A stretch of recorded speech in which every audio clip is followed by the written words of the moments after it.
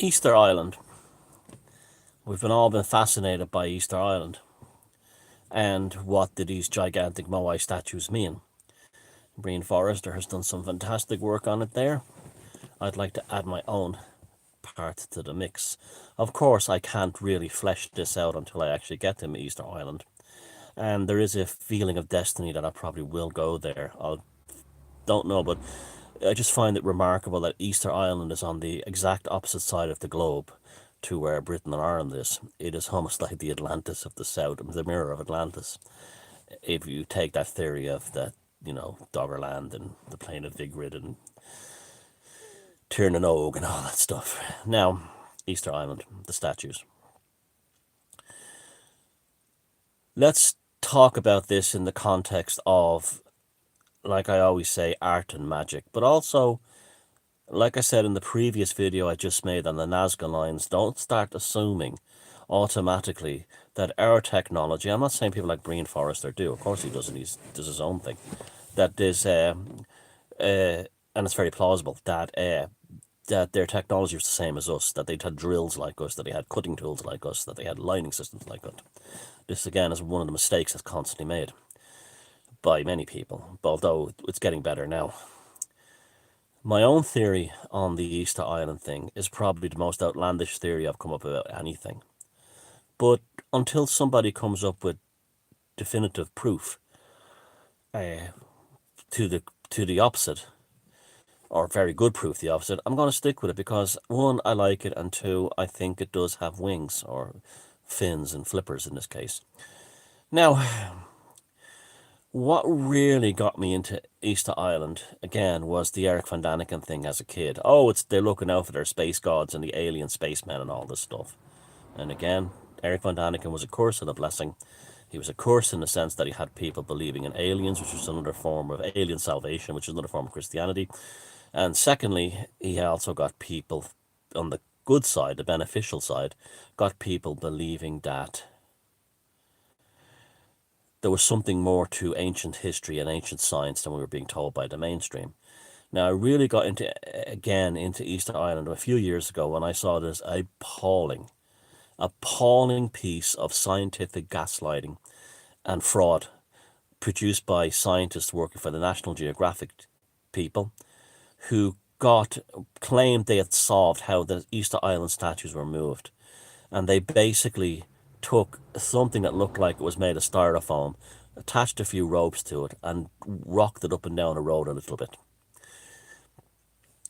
Completely and purposefully hiding the fact that the bottom of those statues are fully formed all the way down to their feet and sit on plinths.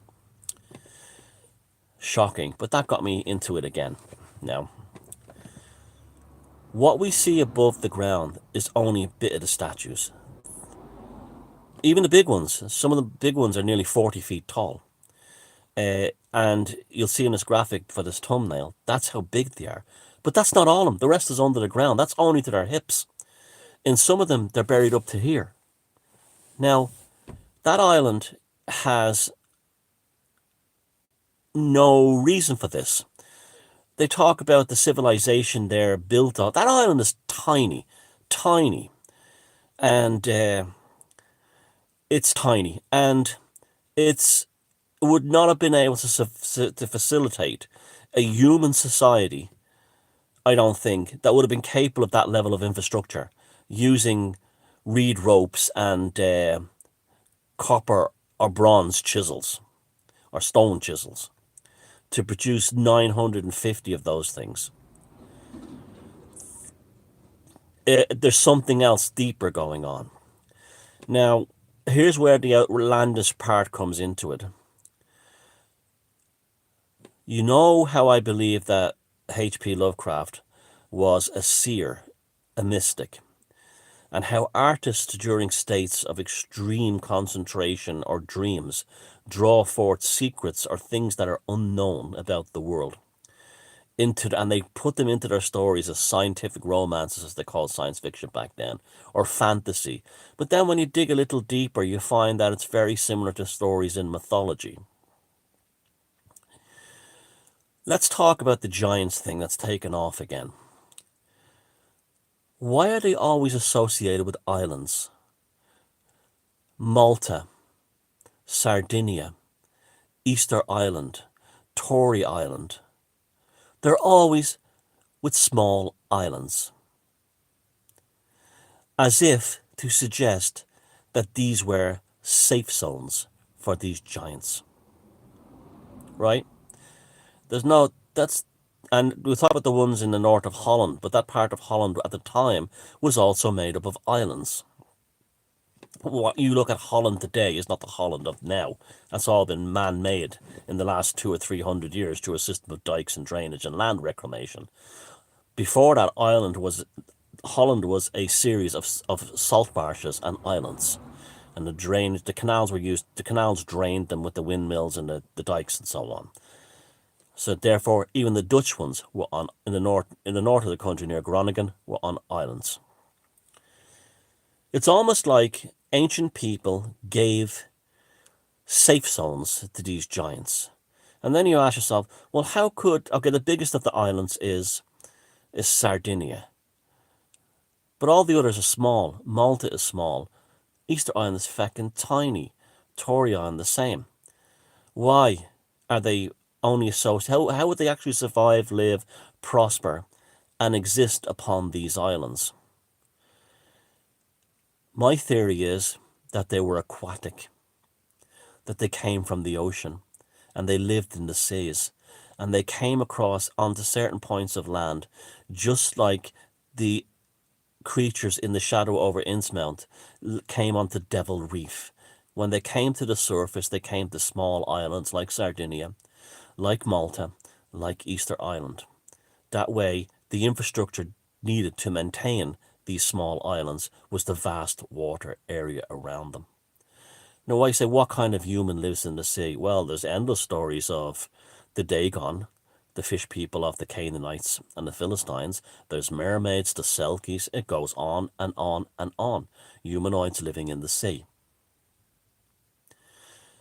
Look at the statues of the giants of Malta. They are enormous women. They are gigantic. No good for living on land. But where do the largest land mammals all live? In the sea. Look, I believe those statues in Easter Island were life-size.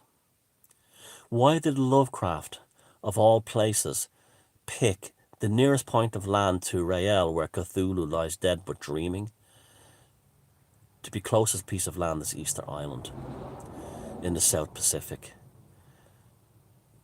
Why connect that to cosmology? Why connect that to beings? Why connect that to octopuses, which in Hawaiian cosmology are survivors of a previous reality or world that was destroyed? And that's why scientists today are calling octopuses aliens from a different world. Are the octopuses the evolutionary descendants of the giants who built the likes of the Moai on Easter Island?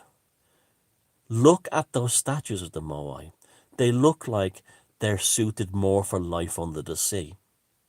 They have small hands. You don't need large hands if you're under the sea.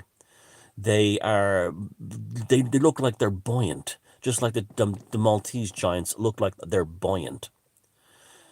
Now, if you look in the case of Easter Island, the Moai statues are mostly, nearly exclusively, formed in a circular ring around the circumference of the island, as almost to point out to sea.